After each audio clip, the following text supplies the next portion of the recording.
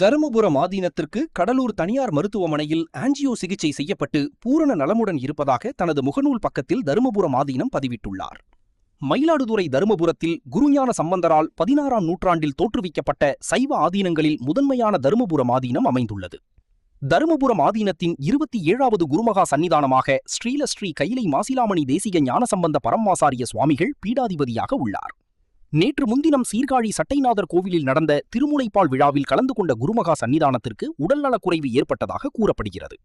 அதனைத் தொடர்ந்து நேற்று கடலூர் சுரேந்திரா மருத்துவமனையில் அனுமதிக்கப்பட்ட குருமகா சன்னிதானத்தை டாக்டர் அருண்பிரசாத் பரிசோதனை செய்தபோது இருதய இரத்தக் குழாயில் அடைப்பு இருப்பது கண்டுபிடிக்கப்பட்டு ஆஞ்சியோ சிகிச்சை மேற்கொள்ளப்பட்டது. சிகிச்சைக்கு பின்னர் தற்போது தருமபுரம் ஆதீனம் குருமகா சன்னிதானம் நலமுடன் உள்ளார்கள் என தருமபுரம் ஆதீனம் தனது முகநூல் பக்கத்தில் பதிவிட்டுள்ளார்.